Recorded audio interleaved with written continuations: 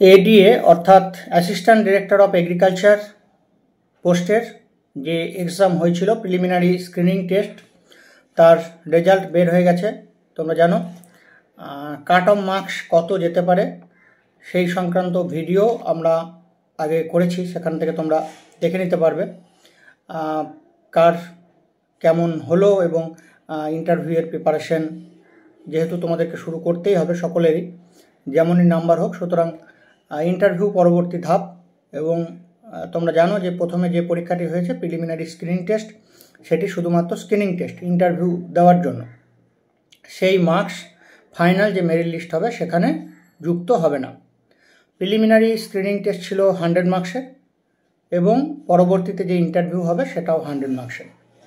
এখন এই 100 মার্কস ইন্টারভিউয়ের উপরে কিন্তু টোটাল যে মেরিট লিস্ট সেটা তৈরি হবে। সুতরাং ইন্টারভিউ বা পার্সোনালিটি টেস্ট এটি কতটা গুরুত্বপূর্ণ বুঝতেই পারছো। যথেষ্ট ভালো করে দিতে হবে সিরিয়াসলি, এবং মার্কস কেমন উঠবে পার্সোনালিটি টেস্টে সেটাও বলে দিচ্ছি। 40 to 90, কেউ 40ও পেতে পারে, আবার কেউ 90ও পেতে পারে। সুতরাং অনেকটা ডিফারেন্স এই পার্সোনালিটি টেস্টের মার্কসে, এবং এর উপরই ফাইনাল রিক্রুটমেন্ট হবে। অনেকেই আছে যারা প্রিলিমিনারি স্ক্রিনিং টেস্ট বা রিটেন এক্সামে অনেক বেশি মার্কস পেয়েছে, কিন্তু ইন্টারভিউয়ে গিয়ে মার্কস কম পাবে। আবার অনেকেই প্রিলিমিনারি বা স্ক্রিনিং টেস্টে নাম্বার কম পেলেও ইন্টারভিউয়ে মার্কস বেশি পায়। কারণ ইন্টারভিউ বা পার্সোনালিটি টেস্টটা সম্পূর্ণ অন্যরকম। এখানে নলেজ তো লাগবেই, নলেজের সাথে সাথে অন্যান্য আরও আনুষঙ্গিক বিষয় সেগুলো খুব গুরুত্বপূর্ণ। সেই ক্যান্ডিডেটের পার্সোনালিটি, কথা বলার স্টাইল, প্রশ্ন না পারলে সেই প্রশ্ন কেমনভাবে ট্যাকেল করতে হয়, সেটি উত্তর কেমনভাবে দিতে হয়, এবং যারা ইন্টারভিউ বোর্ডে থাকেন তাদেরকে প্লিজড করা, তাদেরকে খুশি করা, সেটাও একটা গুরুত্বপূর্ণ বিষয়। তার সঙ্গে অনেক বিষয় থেকে প্রশ্ন হয় যেগুলো এগ্রিকালচারে যে পড়াশুনো করা হয়েছে বিএসসি এমএসসি তার বাইরেও অনেক বিষয় থাকে। সুতরাং এই সব কিছু মিলিয়ে পার্সোনালিটি টেস্ট এবং এটিতে মার্কস, ভালো মার্কস পাওয়াটা কিন্তু গুরুত্বপূর্ণ বিষয়, এবং এটার জন্য সঠিক গাইডেন্সও দরকার। সেটা গাইডেন্স তোমার যে কোনো সিনিয়র দাদা হতে পারে যারা এই লাইনে আছে, বা তোমার কলেজের লেকচারার প্রফেসর, ওনারাও হতে পারেন, যে কেউ। অর্থাৎ নিজে নিজে শুধু এগ্রিকালচার প্রচুর শিখে গিয়ে যে 80% 90% মার্কস পাওয়া যাবে সেটা কিন্তু নয়। কারণ এখানে এগ্রিকালচারের থেকে প্রশ্ন 50% আসবে, আর বাকি 50% আদার্স প্রশ্ন আসবে। এই হচ্ছে বিষয়। সেই নিয়েই আজকে আমাদের টপিক, ইন্টারভিউয়ের প্রিপারেশন স্ট্র্যাটেজি। সেই নিয়ে আমাদের প্রিলিমিনারি স্ক্রিনিং টেস্টেরও ব্যাচ ছিল। আমাদের বহু স্টুডেন্ট মার্কস যথেষ্ট ভালো পেয়েছো, 60-র উপরে বহু ক্যান্ডিডেট মার্কস পেয়েছো। 100-র উপর ক্যান্ডিডেট আমাকে অন্ততপক্ষে জানিয়েছো যারা 60-র উপর মার্কস পেয়েছো। সুতরাং যারা 60-র উপরে মার্কস পেয়েছো তারা সকলেই ইন্টারভিউয়ের প্রিপারেশন নাও, কারণ তাদের জন্য যথেষ্ট এটা ভালো মার্কস। 60-র উপরে হচ্ছে ওবিসি এবং জেনারেল, তাদের জন্য। আর এর আগেও আমরা বলেছি এসসি যারা, তারা 55-এর উপরে পেলেই তাদের প্রিপারেশন নাও, এবং যারা এসটি তাদের 40-র উপরে মার্কস পেলেই তারা প্রিপারেশন ইন্টারভিউ স্টার্ট করে দাও। এই হচ্ছে এবার ইন্টারভিউয়ের প্রিপারেশনের জন্য যে বিষয়গুলো, ইন্টারভিউয়ের আমাদের প্রিলিমিনারি স্ক্রিনিং টেস্টের যেমন ব্যাচ রানিং ছিল, ইন্টারভিউয়ের জন্য সেই একইভাবে আমাদের আলাদা ব্যাচ রানিং হয়েছে। আর সেখানে আমাদের ডেলি স্টাডি ম্যাটেরিয়ালস এবং গাইডেন্স সেগুলো চলছে। তার সাথে সাথে ফাইনাল রেজাল্ট বের হয়ে গেলে, ইন্টারভিউয়ের ডেট ঘোষণা হয়ে গেলে আমাদের মক ইন্টারভিউগুলো স্টার্ট হবে, এবং ইন্টারভিউয়ের জন্য স্পেশাল যে ডাইরেক্ট অনলাইন গাইডেন্স ক্লাস সেটাও হবে। সেখান থেকেও তোমাদের বিভিন্ন যে কোয়ারি সেগুলোর উত্তর দেওয়া হবে। আজকে যেটা বিষয় সেটা হচ্ছে প্রিপারেশন স্ট্র্যাটেজি। এই নিয়ে আমাদের যারা অনলাইন ব্যাচে আছো তাদের সাথে সাথে যারা ভিউয়ার্স, আমাদের বহু ভিউয়ার্স আছো, আমাদের আগের চ্যানেলে আমাদের ভিডিওগুলো প্রত্যেকটা ছিল, সেখানে বহু ক্যান্ডিডেট বহু কমেন্টস করেছিল, এবং আমাদের দুর্ভাগ্যবশত সেই আগের চ্যানেলটি ডিলিট হয়ে যায়, এবং সেখানে প্রায় 41,000-এর উপর সাবস্ক্রাইবার এবং প্রায় 38 লাখের উপরে ভিউ ছিল। যাই হোক, আমাদের সেই ভিডিওগুলো কষ্ট করে আবার বানাতে হবে, কিছু কিছু যেগুলো ইম্পর্ট্যান্ট সেগুলো আগে আগে বানাবো। এখন হচ্ছে ইন্টারভিউয়ের জন্য তোমরা কীভাবে প্রিপারেশন কি নেবে, সেটা হচ্ছে টোটাল ইন্টারভিউ টাইমিং কত হয়। টোটাল ইন্টারভিউ টাইমিং 15 থেকে 25 মিনিট পর্যন্ত হতে পারে, তবে অ্যাভারেজ 15 থেকে 20 মিনিট এর মধ্যেই ইন্টারভিউ টাইমিং। ইন্টারভিউয়ের ভার্সেন ইংলিশে হতে পারে, ফুল ইংলিশে হতে পারে, ফুল বাংলায় হতে পারে, ইংলিশ বাংলা মিক্সিং হতে পারে। টোটাল বোর্ড মেম্বার 3 জন থাকতে পারেন বা 4 জন থাকতে পারেন। এ হচ্ছে বিষয়।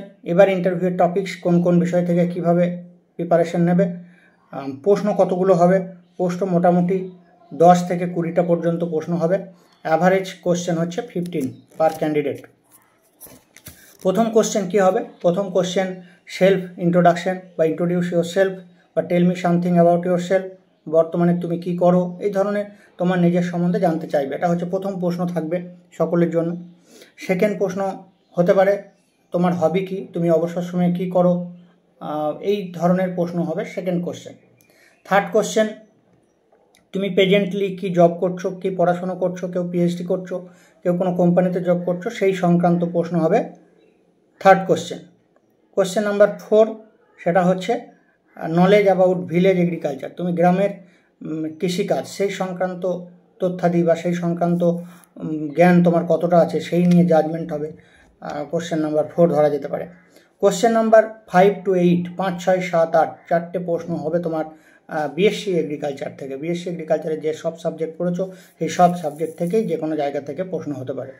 তার মধ্যে আবার বেশিরভাগ চান্স হচ্ছে অ্যাগ্রোনমি এবং প্লান্ট প্রোটেকশন অর্থাৎ এন্টোমোলজি এবং প্যাথোলজি। এটা হচ্ছে বিএসসি এগ্রিকালচারের থেকে প্রশ্ন। এরপর কোশ্চেন নাম্বার 9 and 10 সেটা হচ্ছে তোমার এমএসসি এবং পিএইচডি, সেখান থেকে কোশ্চেন নাম্বার 9, 10 হবে। এইভাবেই তোমরা প্রিপারেশন নাও। কোশ্চেন নাম্বার 11 সেটা হচ্ছে ওয়েস্ট বেঙ্গল।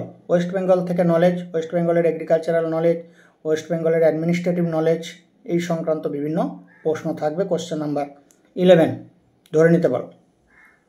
কোশ্চেন নাম্বার 12 বিভিন্ন government scheme of agriculture department West Bengal এবং ইন্ডিয়ার, ওয়েস্ট বেঙ্গল গভর্নমেন্টের এবং ইন্ডিয়ান গভর্নমেন্টের বিভিন্ন এগ্রিকালচারাল স্কিম সেই সংক্রান্ত খুঁটিনাটি তথ্যাদি সেগুলো তোমাদেরকে জানতে হবে। কোশ্চেন নাম্বার 13 তোমার নিজের ডিস্ট্রিক্ট এবং তোমার ফ্যামিলি মেম্বার সেই সংক্রান্ত প্রশ্ন হতে পারে। তোমার নিজের ডিস্ট্রিক্ট থেকে ভালোভাবে জেনে যেতে হবে নিজের ডিস্ট্রিক্টের সমস্ত তথ্য, এবং তার সঙ্গে হচ্ছে তোমার ফ্যামিলি মেম্বার থেকে গল্পের মতো প্রশ্ন করতে পারে। কোশ্চেন নাম্বার 14 বিভিন্ন অর্গানাইজেশন বা বিভিন্ন টার্ম সেগুলো থেকে প্রশ্ন ধরতে পারে। যেমন ধরা যেতে পারে SHG, FPO, FPC, NABARD, SQS, farmers club, world bank ইত্যাদি বিভিন্ন যে কোনো একটা টপিক থেকে ইন ডিটেলসে প্রশ্ন ধরতে পারে। তাহলে আমাদের গেল কোশ্চেন নাম্বার 14 গেল। কোশ্চেন নাম্বার 15, কোশ্চেন নাম্বার 15 হচ্ছে minister list of West Bengal as well as India. Minister list, মিনিস্টারদের নাম সেগুলো জেনে রাখা দরকার। এই হচ্ছে মোটামুটি 15টা কোশ্চেন কী কী ধরতে পারে, কোন কোন টপিক থেকে ধরতে পারে সেই নিয়ে আলোচনা করা হলো। এখন এই কোশ্চেনগুলো আগে পরে হতে পারে, যেমন আমি পরপর সিরিয়ালি বললাম সেটা আগে পরে হতেই পারে। ইন্টারভিউয়ের জন্য একটি খাতা বানাও প্রত্যেকে, যারা ভিউয়ার্স এবং আমাদের যারা ব্যাচে যুক্ত আছো সকলেই ইন্টারভিউয়ের জন্য খাতা বানাও, এবং সেখানে প্রত্যেকটা যে টপিকগুলো বলা হলো সেই টপিক ধরে ধরে সেই টপিকের উপরে যত রকম প্রশ্ন হতে পারে সেই প্রশ্নগুলো তোমরা সেখানে লেখো। এবং আমাদের মক ইন্টারভিউ যেগুলো হবে সেখান থেকে কোশ্চেন প্যাটার্ন জানতে পারবে এবং কী ধরনের কোশ্চেন হতে পারে সেইগুলো আইডিয়া হবে, সেইভাবেও প্রিপারেশন নাও। আর যারা আমাদের অনলাইন ব্যাচে আছো তাদেরকে যে সমস্ত স্টাডি ম্যাটেরিয়াল যেগুলো দেওয়া হচ্ছে সেগুলো ভালোভাবে পড়ো। তার সাথে সাথে তোমার বিএসসি যে পড়াশোনা করেছো সেগুলো তো পড়তেই হবে, সেগুলো তো প্রচুর পড়াশুনো, সেই পড়াশুনো নলেজ তো তোমাদের আছে, তার সাথে এক্সট্রা যে সমস্ত জিনিস দেওয়া হচ্ছে সেগুলো পড়াশুনো করো। তাহলে এই হচ্ছে তোমার রেগুলার তোমার যে টাস্ক করতে হবে সেই কাজগুলো করবে। এবং এরপরেও যদি কিছু জিজ্ঞেস থাকে, কোনো কিছু নোট স্টাডি ম্যাটেরিয়াল যেগুলো যা দরকার হবে সেগুলো গ্রুপে চেয়ে নেবে, হোয়াটসঅ্যাপ গ্রুপ যে আছে সেখানে চেয়ে নেবে, আর সেখানে তোমরা পেয়ে যাবে। এছাড়াও তোমরা যে হোয়াটসঅ্যাপ গ্রুপ যে আছে তোমাদের ব্যাচের, সেখানে নিজেদের মধ্যে প্রশ্ন উত্তর নিয়ে আলোচনা করো।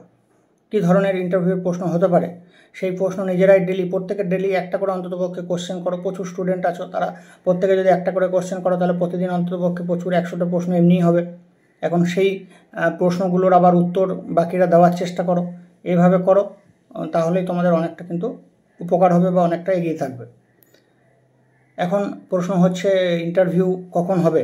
ইন্টারভিউ তোমাদেরকে এডিএ পরীক্ষার নোটিফিকেশান বের হওয়ার আগেও তোমাদেরকে জানিয়ে দেওয়া হয়েছিল কত সিট বার হতে পারে, কখন রেজাল্ট বের হতে পারে, কখন ইন্টারভিউ হতে পারে, কখন জয়েনিং হতে পারে, সমস্ত কিছু আজ 1 বছর আগেই জানিয়ে দেওয়া হয়েছে এবং সেই অনুযায়ী কিন্তু হচ্ছে, 1-2 মাস এদিক ওদিক হচ্ছে। ইন্টারভিউয়ে মোটামুটি নভেম্বর-ডিসেম্বর নাগাদ ইন্টারভিউ কমপ্লিট হবে আশা করছি। নভেম্বর-ডিসেম্বর কমপ্লিট হলে তারপরে নিয়ম অনুযায়ী পুলিশ ভেরিফিকেশান এবং মেডিকেল হয়। এখন পুলিশ ভেরিফিকেশান এবং মেডিকেলটা যদি পরে হয়, জয়েনিংয়ের পরে হয়, বা মেডিকেলটা করিয়ে নিল, পিভিআরটা হচ্ছে পরে করবে, এটাও হতে পারে। বিভিন্ন ব্যাচে এর আগের ব্যাচগুলো সেইভাবে হয়েছে বিভিন্ন সময়। সেই হিসাবে যদি হয় তাহলে তোমাদের এপ্রিল-মে 2025 এপ্রিল-মের মধ্যে জয়েনিং হয়ে যাবে। আর যদি পিভিআরটাও হওয়ার পরে জয়েনিং হয় তাহলে জয়েনিং হতে জুন-জুলাই। আর এই হচ্ছে মোটামুটি তোমাদের সামনের দিকের বিষয়। এখন প্রিপারেশন, কাউকে যে ইন্টারভিউয়ের প্রিপারেশন করবে না, একদম পাস করতে পারবে না, সেই কথাটা কাউকে বলবো না। সকলেই প্রিপারেশন নেওয়া উচিত, কারণ আলটিমেটলি যখন ফাইনাল কাট অফ মার্কস বেরোবে তখনই বুঝতে পারবে যে কত কাট অফ মার্কস গেছে। সুতরাং প্রিপারেশনটা নেওয়া দরকার। এখন যেহেতু অনেকে জিজ্ঞেস করছো মোটামুটি কত যেতে পারে, সেই হিসাবে আমি আমার অভিজ্ঞতা থেকে এবং আইডিয়া থেকে একটা কাট অফ মার্কস একটা বলেছি, আগের ভিডিওতেও বলেছি, এই ভিডিওতেও কিছুটা বললাম। সুতরাং কাউকে ডিমোটিভেট করব না, পড়াশুনো করো, প্রিপারেশন তো নিতেই হবে, কারণ এই সুযোগ আবার 3 বছর পর আসবে। রেগুলারলি এডিএর যে এক্সাম সেটা হয় না, সেটা তোমরা জানো, 2-3 বছর পর পর বের হয়। সুতরাং যে সুযোগটা পেয়েছো সেই সুযোগটাকে কাজে লাগাতে হবে। এখন সকলেই সাকসেস হবে সেরকম কোনো ব্যাপার নেই, সাকসেস নাই হতে পারো, তার জন্য মন খারাপের কিছু নেই। এই লাইনে সাকসেস হলে না অন্য জায়গায় সাকসেস হবে। কেউ ব্যাংকের চাকরিতে জয়েন করবে, কেউ কোম্পানিতে করবে, কেউ এআরএস হবে, কেউ অন্যান্য আরও অনেক পোস্ট আছে। সেই পোস্ট তোমার জন্য যেটা উপযুক্ত সেটা তুমি ঠিক পেয়ে যাবে। এগ্রিকালচারের স্টুডেন্টরা বসে থাকে না, বিশেষ করে যারা গভর্নমেন্ট কলেজে পড়ে তারা বসে থাকে না। সুতরাং কিছু না কিছু অবশ্যই পাবে, এবং যে প্রিপারেশন যেটাই নেবে এখানে, যদি এখানে সাকসেস নাও হও, এই অভিজ্ঞতাটা তোমার থেকে যাবে এবং অভিজ্ঞতাটা কাজে লাগিয়ে তুমি পরবর্তীতে অন্য যে কোনো চাকরিতে সেখানে আরও ভালোভাবে দিতে পারবে এবং সেখানে সাকসেস হবে। এটুকুই বলবো। সকলে ভালো থাকো। ব্যস্ততার মধ্যে থেকেও কিছুটা টাইম তোমাদেরকে গাইডেন্সের জন্য তোমাদেরকে কিছুটা দিলাম। পরবর্তীতে আমরা আবার ভিডিও নিয়ে আসবো যদি তোমাদের চাহিদা থাকে। যেমন চাইবে কমেন্টস বক্সে কমেন্টস করবে। আজকের আলোচনা এখানেই শেষ করছি। Thank you.